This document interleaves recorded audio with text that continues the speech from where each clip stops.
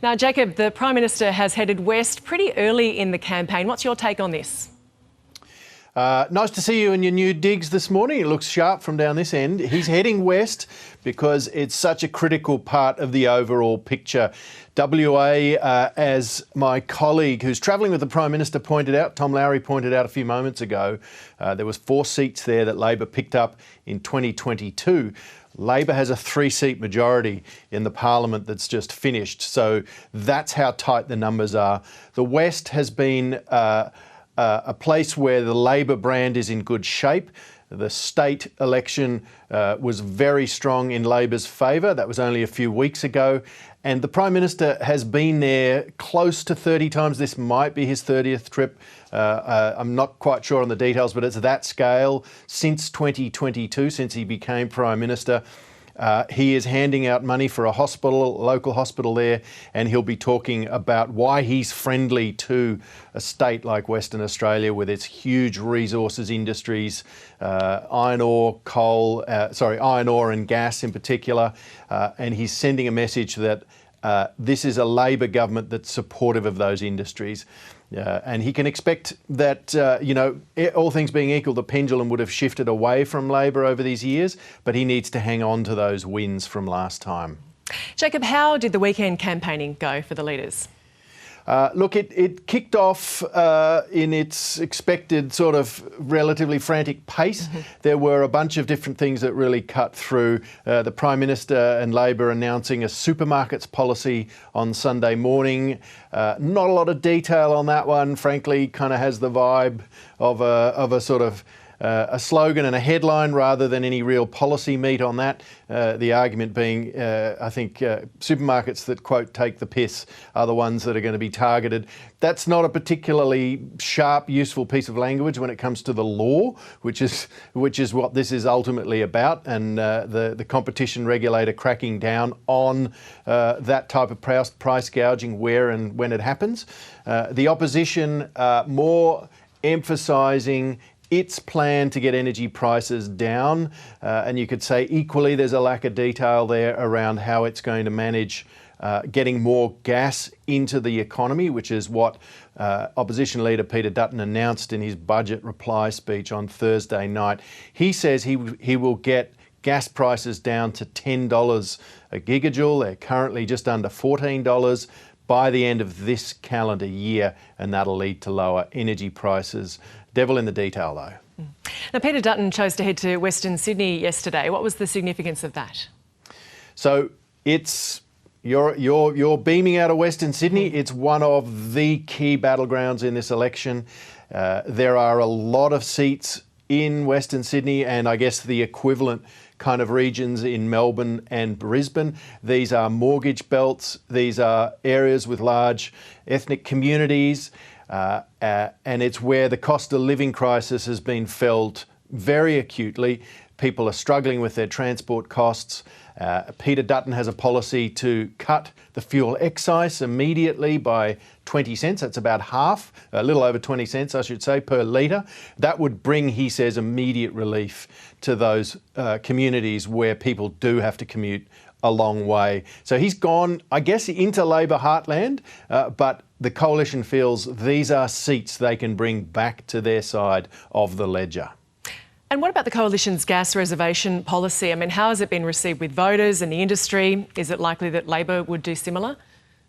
Well, we'll wait and see on Labor. My sense is they're really still watching, gauging the reaction. The response from the industry has been verging on apoplectic, it has to be said. Certainly that's what they're telling me. They're very unhappy with the gas reservation idea. Not the concept per se, but the fact that the version that Peter Dutton announced on Thursday in his budget reply speech very much affects existing investments, existing infrastructure, much of which is devoted to exporting gas to very lucrative offshore markets. Some of them anyway, were okay with the idea of a reservation that only affects future gas projects. And remember, this is a Commonwealth area. It can only really do this on offshore gas. So this is places like off the northwest shelf of WA, and off the Northern Territory. Both are locations that are not particularly useful for the East Coast gas market because we don't have pipelines that cross the continent. You'd need to put gas on ships, LNG ships, bring it back east and then turn it back into gas. All very expensive and also, frankly, the sort of things that take a long time to be put into practice. So they're the sort of questions that hang over this policy. The other thing the industry is very concerned about is if this reservation is imposed as it's been described, and as I said, we don't have a lot of detail, but as described, that could lead to less gas being available on the East Coast because there's less of an incentive, the industry says, to extract gas. And to take gas out, it's not just a tap that you turn on and off. You have to spend a lot of money every year, some $4 billion in Queensland alone to get the gas out. Jacob, is there a sense that Labor's bad polling is shifting somewhat?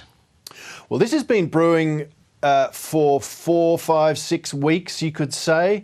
Early sense that the polls were starting to shift.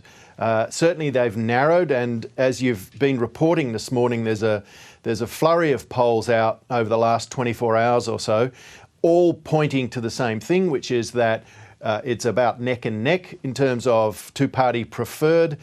There's been a shift, it seems, towards Labor's primary. That's picking up somewhat. And both sides will say, well, that's probably inevitable because there was an unusually large, or there still is an unusually large undecided vote, which is indicative perhaps that people are not happy with what they've got right now, but they haven't shifted over to Peter Dutton in the numbers that he would need to get a majority of his own right. He has a big mountain to climb. He's got to pick up something like 20 seats, whereas Labor has a 3-seat majority. They only need to lose a few seats and then they're in minority.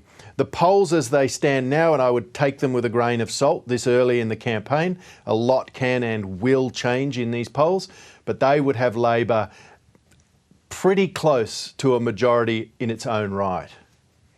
And you wrote a piece yesterday about a moment that may come back to bite Peter Dutton. Can you tell us what happened and why it could be problematic? Well, it was a sort of funny moment where he interviewed himself, in a sense, at a press conference and asked the question, does anyone think that Labor can win a majority? And he paused for, I counted almost 6 seconds as he looked around the gallery. No one, or the press pack that was with him, no one responded. And then he answered his own question and said, essentially that no one thinks Labor can win a majority. Now, in the 24 hours since, we've seen polls that on paper, I stress, on paper, actually might give Labor a majority. So it's one of those funny sort of moments. We might come back to it later in the campaign as perhaps demonstrating a bit of hubris. Now, I think the point he's making as well is that he believes whatever happens, voters are going to put a parliament in place where the crossbench has a lot of clout. And that's going to hang over this campaign all the way to the finish line. Which side is sending signals to that crossbench? How will that crossbench split? There are some who you would say would be natural coalition supporters, and then there are others who are natural Labor supporters. And the voters in the seats where they're electing these independents, the Teals, some of them have more of a National Party sort of flavour to them. Some of them obviously leaning more Labor, Green.